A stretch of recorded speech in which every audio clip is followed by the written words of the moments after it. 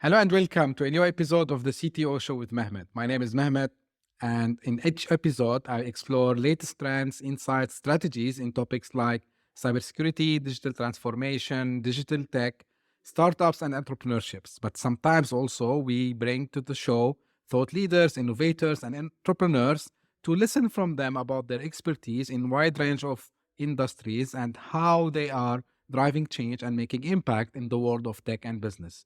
So thank you very much for joining me today. And I have with me from Canada today, Ashton. Ashton, she is a graphic recorder. What is that exactly? Ashton will let us know more. So thank you for being on the show today, Ashton. So if you can just tell us a little bit about yourself, what you've been doing, and what is this graphic recording? Um, all yours, Ashton. Yes, thank you so much for having me.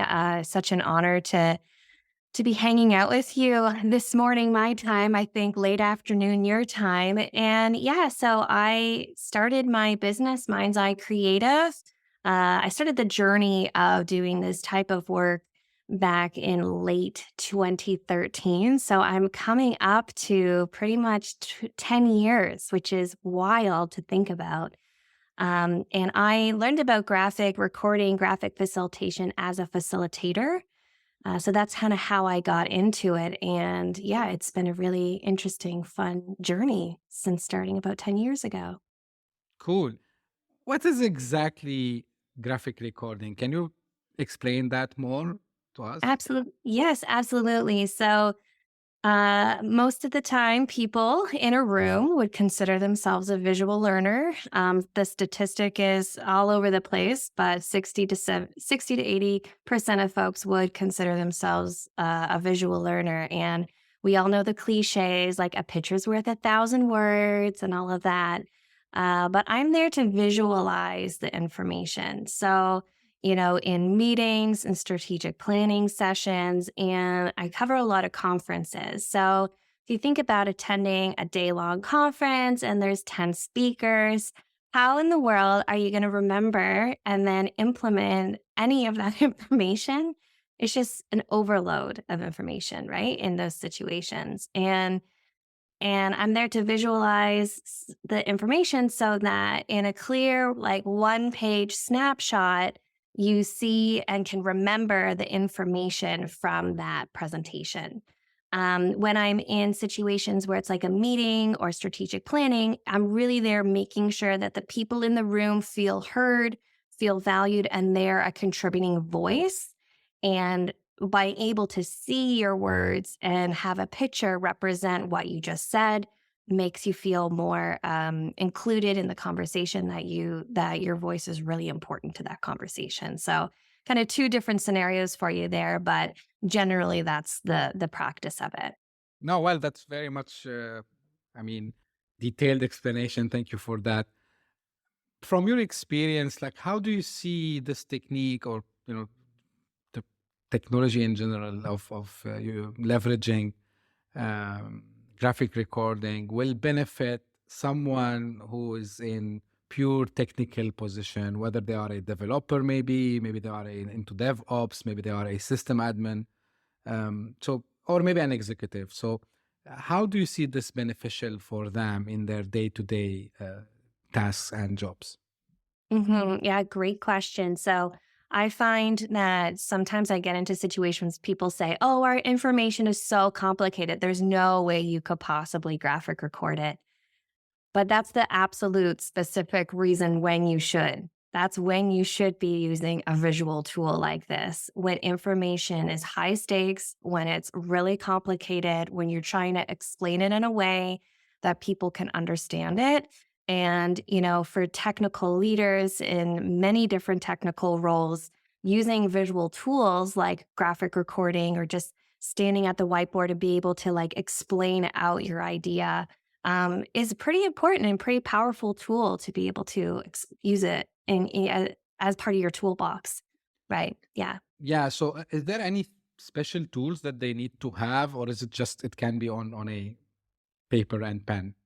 I'm a fan of paper and pen. I'm a fan of keeping it simple, to be honest with you. If there's like a whole community around like napkin drawings, right? So when you're at the bar after the meeting, where you should have been talking about the thing, you grab a napkin and you draw what it is that you were actually trying to explain, right? So it could be a napkin and a pen for all I care. But um, I try not to encourage any particular tools because I don't want that to stop people from using this type of thing to help them, communicate and learn. Yeah, that's very funny because majority of when we hear about the startups and how actually they came up with the idea in the first place. So you will hear that, yeah, Mhm. we're sitting in the coffee shop, Exactly. or after dinner, or we went to the home and then we just start to draw on the napkin. Now, this Exactly. brings me Yeah. to another question, and this Mhm. is something it's from myself. I know. Um, we tend sometimes to say, like, but I'm not very good at drawing. Like, Yeah. Mhm. how this can I cannot apply it. I can maybe take notes very quickly, but how can really I can visualize this in a way that if someone else comes and look at it, oh, he said, okay, this guy tried to say something, I can understand. So what do Mhm. you say on this? Yeah, that's a question I get a lot, or a comment, I should say, that I get all of the time. And, sometimes I feel like when people look at my work since I've been doing it for 10 years, it's intimidating. And I'm a little bit disappointed by that because I started doing absolutely terrible drawings 10 years ago. And I just do it every day. So if you did it every day, you'd be really amazing too. I don't feel like I'm special in that regard. But you can use basic shapes. You don't have to draw out anything complicated. A square can represent a database, or like like a cylinder, or a square can represent a computer or a piece of paper or whatever. Using simple shapes that we already know how to use. When I'm teaching this to people, we start with lines. We start with drawing lines. And I say, if you can write letters, you can draw, because letters are just drawings in disguise. So you already know how to draw. And there's techniques that I show to, you can draw a star person, take a star at the top, you put a little circle, and then the little arms and legs become, or like the other points become the arms and legs, right? It's doesn't have to be anything complicated, right? It's just about using that visual tool to be able to help you explain something, and it does not have to look pretty. Almost sometimes, like, the worse it looks, probably the better it is gonna be to help you explain something, right? So, yeah, the idea that you, quote, unquote, "can draw," I really don't want to hold people back. There's an author that I follow and an educator in this space called Brandy Egerbeck, and she has this whole idea that I really, have taken into this philosophy as drawing as a thinking tool. Right, where we see drawing as, you go to an art gallery and you look at a drawing and it's like something to admire. But I think we need to redefine what drawing means, and using that as a thinking tool, as a communication tool, and the like. Yeah. Okay. Now, one thing, there's a book, um, it's by Jim Quick. So about, Hey, yes. yeah, it's about I heard of brain. him. Yeah. Yeah. So he talks about actually training your brain to take notes. I mean, Mm. when you are in a meeting or in a conference, so write on the left side and draw on the right side. Maybe I'm mixing things up. Yeah, But I'll have from to your look it up. from your experience, like, did you see if someone started to apply this method, I would say, have you seen someone who came back to you, or she came back to you and said, hey, like, you know what, for example, I was able to get more information from this conference, or maybe Mm. um I don't know, maybe my studies went much better than before. Like, anything you Mhm. have heard from people you work with? Yeah, I hear anecdotes all the time, which really kind of keeps me going and really lights the fire for me that this is really valuable, important work in the world as like basically a professional doodler. Like I've had people come up to me at conferences when I'm doing it and they're like, I don't know how you got anything. I didn't understand a word that person just said, right? And they're because I do so many technical conferences, like they're the ones that technical and I'm not. So so I've had lots of those types of situations, but I have a little 15-minute workshop that, listeners can hop into where it's like draw your first sketch note. And I've just been getting feedback from people with that. And it's so fun to see people never drawn something like this before.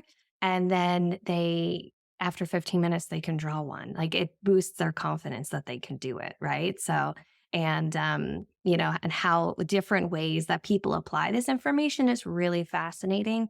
There's some folks in this field that use it in really unique ways, like in coaching, in mediation, in those types of situations. Like there's a whole community around using this type of visual tool to like recreate what an obituary is. Right? So, like how to tell the story of someone's life in this kind of drawing. So there's really unique use cases. And I think there's just going to be so many more different ways that people use this that we can't even think of right now, which is pretty exciting. Wow, yeah, that's pretty much, I mean, also insightful as well. Mhm. Um, so what do you think? I mean, is this different? Like, because I've seen also some other techniques, which is just sketching, right? And people they Mhm. just draw, but here it's like you are trying to visualize the note itself, right? So Mhm. what's the like? Is it something unique, or does it like I would say intersect with other techniques as well? I mean, the graphic recording with sketchnoting or visual note Yes. taking. Yeah, yeah. So the way that okay, so for me, the skill's all the same. It's just about how it's applied. So right now, I'm really into teaching people how to do sketchnoting. And sketchnoting is a bit of a semi popular term for personal note taking. But the same skills apply when you do it like large or if you're doing it virtual, like as someone like myself who's a professional. The listening aspect is just a little different. Whereas when I'm listening as a professional in the room, I'm listening to everything as a whole and trying to understand everything as a whole. Whereas when you're sketchnoting or you're doing visual note taking, you're listening for yourself. So the extra challenge that I have as a professional is I have to be constantly filtering out bias, my own assumptions, my personal opinion. I can't let my personal stuff enter in a professional setting because then it's gonna be have like a layer of Ashton on top of it when it shouldn't, right? So that's like the extra challenge when you're doing it professionally. But when you're doing it for yourself, like I said, which I call sketchnoting or visual note taking, it doesn't matter. It's for yourself. You can draw and do whatever you want because it's for you, and you don't have to share it with anybody else if you don't want to, right? Yeah. Yeah. Um, I believe you started this, you said like 10 years back, right? Mhm. So, Yeah. uh, and you said like, did you have some art background? Like, because again, maybe I'm repeating the question, but people, they say, but this is too much art for me, like, I Right. prefer to Great be, question. yes. Yes. Great question. So I have absolutely no art background. Okay. I've always been very creative. I've basically tried every art form out there, felting and painting, and I do play many instruments, and I've always been very tactile and like trying new things and playful and all of that. But I didn't actually draw a whole lot. Yeah, I did painting and stuff, but I didn't actually draw a whole lot until I got into this work. And, I didn't go to art school. Like, I don't have a degree in art, like, none of that. Right. And in the beginning, I was really embarrassed by it because I was like, who am I to like do this art thing? And I didn't even go to art school. But now I like it because it really allows me to be able to communicate to people like, hey, I didn't have an art background and I figured it out. You can too. It like don't let the fact that you don't have any previous experience in any sort of drawing or art like hold you back. I tend to find that people who are would consider themselves like more creative, they seem to gravitate towards this, but it's not always the case. Some people use it very practically, like I want to use this to help me learn. I want this to help me communicate with my team better. So they use it in a very practical sense rather than like I want to like have fun while doing this and be creative and have a creative process around it. I did say in the beginning, I started as a facilitator. So, as a facilitator, you're in a room with people and you're hearing what they're saying and you're feeding back to them in words what they're saying and you're helping them make their own connections, which is different than a teacher, right? Whereas a teacher's like, I know things, you should know them too. Like, this is what I know, now you know it. And I really fell in love with facilitation and did that for a couple of years because I loved seeing people like come to their own realizations and you're just asking the questions and feeding back in words. So it was a pretty natural progression for me, even though I didn't have a lot of art experience or, drawing experience in particular. But I had honed in my listening and my thinking and my feedback skills. I just had to add the drawing part into it. So I think I had a bit of a better learning curve getting into it because I had that background. But, I don't also have a ton of formal education as a facilitator either.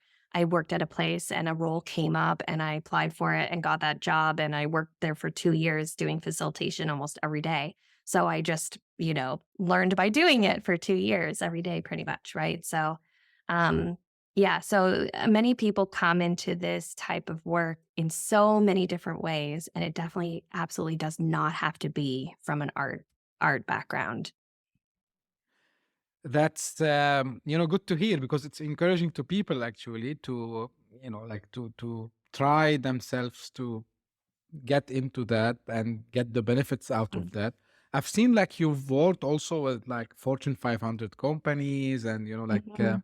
um did because always anything what relates to a service, I like to understand when you work with like different clients, whether big, small, what do they tell you later on? Like, I mean, because they need to see some benefits from out of this service, right? What Mhm. what you can say was, for them, oh wow, like Ashton, like because of you did this, that happened. So what is usually, Mhm. the thing that you keep hearing from your clients when you work with them?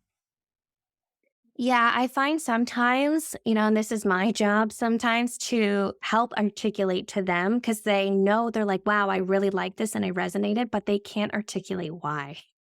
So that's my extra challenge sometimes is to articulate back to them, these are the different values and benefits of it.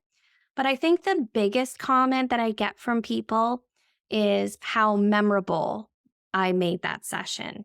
And even if something wasn't captured specifically on the graphic at the end of the day, like it enhances your memory of the experience. So I had it was a manufacturing company and the plant manager there, he said to me, I can remember where people sat. Why can I remember where people sat? Right. Like he was really surprised by that, and of course I wasn't because of how our brains make these connections, and that's how I got into it too when I started doing it.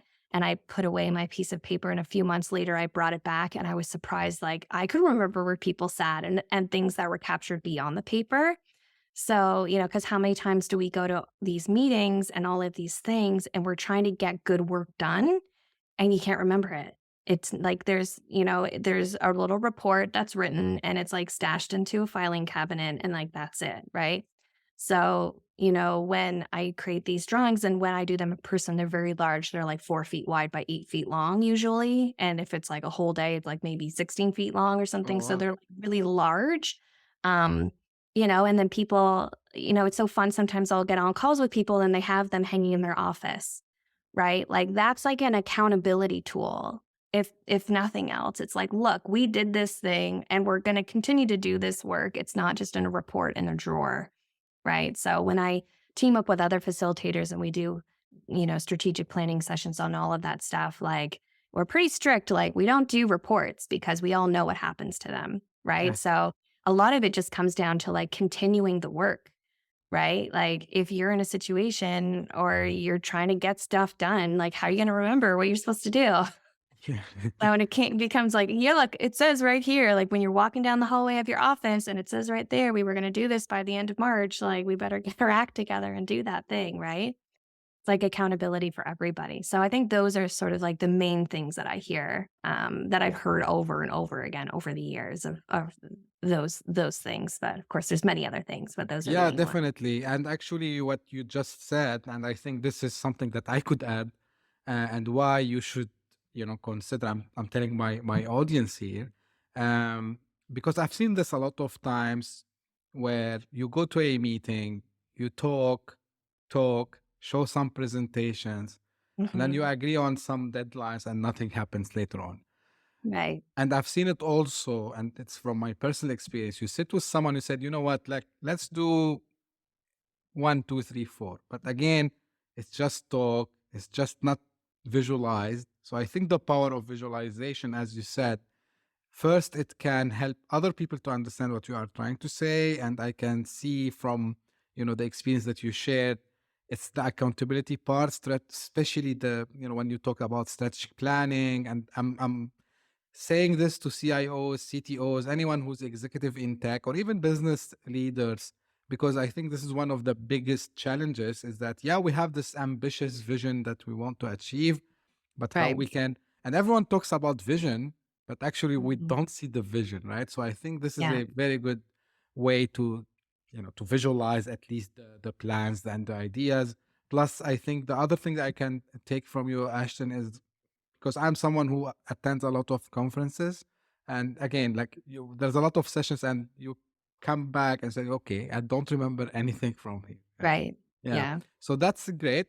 Final thing, just if someone want to learn more about this, if someone want to maybe consult with you, where they can find you and Mhm. when they can find more information. Yeah, great. So my website's mindsedcreative.ca. And I do have I mentioned it earlier, a little 15-minute video, just me here in my space, walking people through drawing your first sketch note. So if you are hesitant or you just want to learn more about how you can do this, and yeah, so at the end of 15 minutes, if you draw along with me, which I hope you will, you have your very first sketch note that you've just drawn. I walk you through some tips and tricks and some high level ideas around lettering and arrows and drawing a person and drawing a light bulb, and then some of the process around it. And it's really quick and easy. And I've heard a lot of folks from people that they've really been enjoying it. And some people even send me their sketch note after they do it, which just like seriously makes my day. Oh, Makes my wow. That's Yeah, nice. and so if folks wanna grab that, they can go to sketchnote101.com and grab that. I do have a book coming out. I don't have my release date yet, but it's gonna be sometime in May, and it's The Beginner's Guide to Sketchnoting. So I've been working on this book for over a year now, and I did 3 rounds of beta reading with over 1,500 comments that I had to sift through, and it's been a really, really fun process to put this book together. And it really is a beginner's guide for people that are really, really new to this. And yeah, we start with drawing lines, right? So it's yeah, so people can kind of keep an eye out for that as time goes on for that Yeah. too. Yeah, Yeah. that's great. I will be sharing in the episode description the links and the website that Ashton should just mention. Well, we came to the end. Ashton, thank you very much for joining me today in this episode. And for my audience, whether you are listening on your favorite podcast platform or watching this on YouTube, thank you very much for tuning in. And we will meet again in another episode. Thank you very much. Bye bye.